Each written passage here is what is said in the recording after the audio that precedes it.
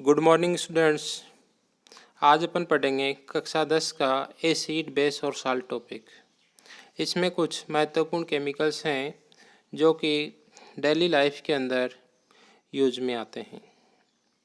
इसमें सबसे पहले अपन फर्स्ट टॉपिक पढ़ेंगे, वो है ब्लीचिंग पाउडर।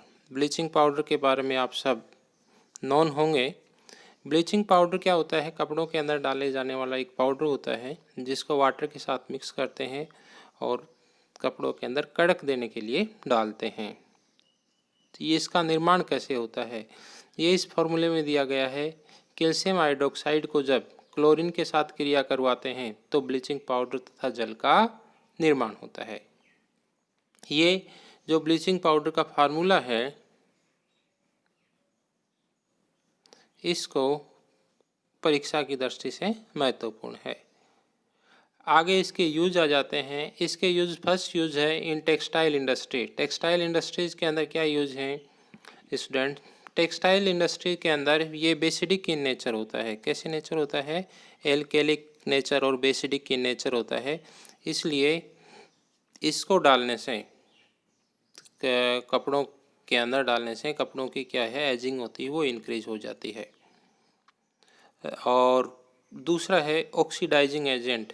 ये क्या करता है, जैसे ही ब्लीचिंग पाउडर कपड़ों के अंदर डालते हैं तो उसके अंदर, क्योंकि हर पदार्थ या प्रत्येक कपड़ा एक सब्सटेंस का बना हुआ होता है और वो सब्सटेंस को क्या करता है, ऑक्सीडाइज कर देता है। ऑक्सीडाइज करने का मतलब है उसमें नयापन आ जाता है। तीसरा है इसका disinfection in drinking water. Disinfection in drinking water के अंदर ये है कि जो आप वाटर पीते हो इसके अंदर कई बार कंटामिनेशन आ जाता है माइक्रोब्स का। इस माइक्रोब्स के कंटामिनेशन को हटाने के लिए भी ब्लीचिंग पाउडर का यूज लिया जाता है। तो यदि फर्स्ट है टेक्सटाइल के अंदर यूज लिया जाता है, टेक्सटाइल के अंदर, इंडस्ट्री के अंदर भी माइक्रोब्स वगैरह आ जाते हैं कपड़ों के अंदर, तो वो भी हट जाते हैं। दूसरा, कपड़े क्या हो जाते हैं, ऑक्सीडाइज भी हो जाते हैं। दूसरा ये ऑक्सीडाइजिंग एजेंट है और तीसरा ये ड्रिंकिंग वाटर के अंदर मिलाया जाता है ताकि ड्रिंकिंग वाटर है वो पीने लायक बना रहे। ये क्वेश्चन है, ये ऑब्जेक्टिव क्वेश्चंस के अंदर आता है। सेकंड है बेकिंग सोडा। बेकिंग सोडे का फार्मूला है NaHCO3, sodium hydrogen carbonate. Sodium hydrogen carbonate का निर्माण कैसे होता है इसको देखते हैं। तो सोडियम क्लोराइड जो कि नमक है, उसकी क्रिया जब हाइड्रोजन कार्बन डाइऑक्साइड और अमोनिया के साथ करवाते हैं, सोडियम क्लोराइड की क्रिया जब जल कार्बन डाइऑक्साइड और अमोनिया के साथ करवाते हैं तो प्रोडक्ट में फर्स्ट कंपाउंड तो बनता है अमोनियम क्लोराइड और जो सेकंड कंपाउंड इस रिएक्शंस के अंदर शो हो रहा है ये सोडियम हाइड्रोजन कार्बोनेट बनता है। ये जो सोडियम हाइड्रोजन कार्बोनेट होता है ये ही बेकिंग सोडा होता है। बेकिंग सोडे का उपयोग मुख्यतः भोजन के अंदर लिया जाता है और बेकिंग सोडे का फार्मूला है ये काफ़ी महत्वपूर्ण है और ये ही एग्जाम्स के अंदर आता है कि इनमें से कौन सा बेकिंग सोडा है। तो सोडियम हाइड्रोजन कार्बोनेट जहाँ पर आता है वो बेकिंग सोडा है। अब बेकिंग सोडे का यूज़ कहाँ करते हैं? फूड को पकाने के लिए करते हैं। तो भोजन के अंदर जैसे ही बेकिंग सोडा डालते हैं तो ये सोडियम कार्बोनेट प्लस जल प्लस कार्बन डाइऑक्साइड के अंदर टूट जाता है, जिससे भोजन का जल्दी पक जाता है, भोजन जल्दी पक जाता है। अब है इसके यूजेज क्या है? बेकिंग सोडा से आप बेकिंग पाउडर बना सकते हो। बेकिंग पाउडर कैसे बनाते हो? सोडियम हाइड्रोजन कार्बोनेट की क्रिया जब टार्ट्रिक एसिड के साथ करवाते हो, अर्थात सोडियम हाइड्रोजन कार्बोनेट को जब टार्ट्रिक एसिड के साथ गर्म करते हो तो बेकिंग पाउडर, जल और कार्बन डाइऑक्साइड का निर्माण होता है। इस रिएक्शंस को अपन ऐसे देखते हैं कि सोडियम हाइड्रोजन कार्बोनेट है, इसको गर्म किया, इसको हीट दी, हीट देने से सोडियम कार्बोनेट बन गया, जल निकल गया और कार्बन डाइऑक्साइड निकल गई। इस प्रकार से ये क्या करता है, टेम्परेचर को इंक्रीज कर देता है तो फूड जल्दी पक जाता है। फर्स्ट ये हो गया। सेकंड ये है सोडियम कार्बोनेट की जो नेचर है वो बेसिडिक इन नेचर होती है। बेसिडिक इन नेचर का मतलब है यदि भोजन के अंदर जो पदार्थ पक रहा है उसकी नेचर कैसी है, एसिडिक है, तो उसको क्या बना देगा, बेसिडिक बना देगा, सॉफ्ट बना देगा उस भोजन को। वो बेसिडिक नेचर का मतलब सॉफ्टनेस उसको प्रोवाइड कर देगा। ऐसे ही ये तो फार्मूला आप याद कर लोगे, सोडियम कार्बोनेट है और ये सोडियम हाइड्रोजन कार्बोनेट है। सोडियम हाइड्रोजन कार्बोनेट एक ही बेकिंग सोडा है। इससे बेकिंग पाउडर बनाया जाता है। बेकिंग पाउडर बनाने के लिए टार्ट्रिक एसिड के साथ इसको गर्म करते हैं तो बेकिंग पाउडर का निर्माण होता है। सेकंड है यूज एज एंटासिड्स। एंटासिड्स का मतलब होता है कि स्टोमक है, स्टोमक के अंदर गैस्ट्रिक जूस का सिक्रेशन होता है। गैस्ट्रिक जूस का पीएच होता है वो एसिडिक होता है। जब स्टोमक बहुत ज़्यादा एसिडिक हो जाता है तो पेट में जलन होने लगती है।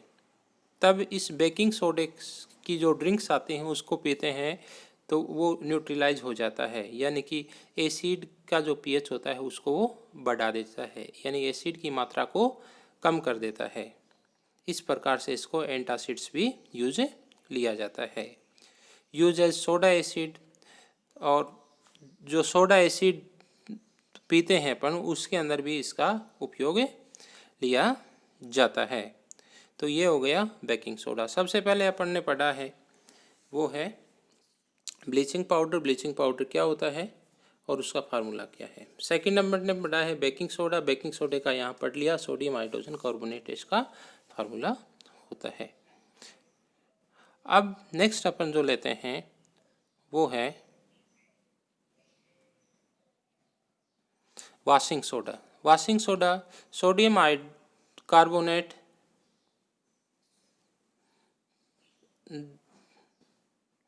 यदि 10 हाइड्रोजन डाईहाइड्रोजन ऑक्साइड यानी कि जल के साथ सोडियम कार्बोनेट जब 10 मॉलिक्यूल जल के साथ में जुड़ जाता है तो इसे वॉशिंग सोडा कहते हैं। ये जो वॉशिंग सोडा है इसमें जल जुड़ने पर भी, जल के 10 अणु जुड़ने पर भी ये क्या रहता है, ड्राई रहता है। दूसरा जो भी केमिस्ट्री के अंदर जहाँ भी जल का क्या एडिशन होता है वो क्या हो जाता है, सॉफ्ट हो जाता है, बट ये क्या हो रहता है, ड्राई रहता है। यानी कि Na2CO3 प्लस 10H2O जो है ये वॉशिंग सोडे का फार्मूला है। जब सोडियम कार्बोनेट प्लस 10 मॉलिक्यूल जल की क्रिया करवाते हैं यानी कि 10H2O की रिएक्शंस करवाते हैं तो इसमें Na2CO3.10H2O का निर्माण होता है। ये Na2CO3.10H2O है, ये ही अपना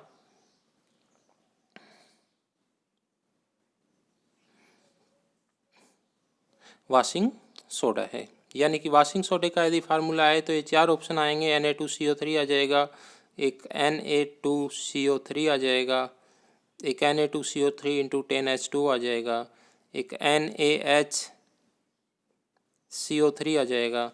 ऐसे ऑप्शन आ जाएंगे। तो सोडियम कार्बोनेट इंटू 10H2O जो है ये फार्मूला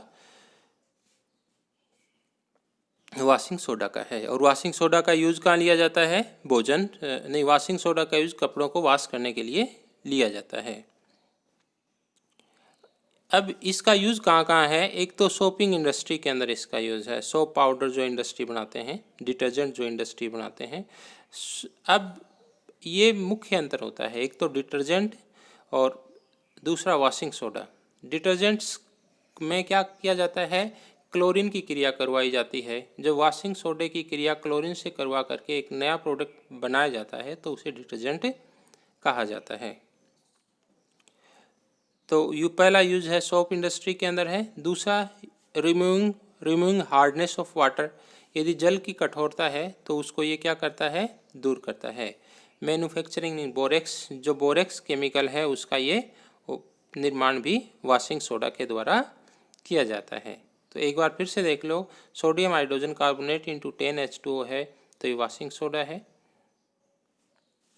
और इसके ये यूजेज हैं जो अपन अभी लेकर के आए हैं। अब है प्लास्टर ऑफ पेरिस।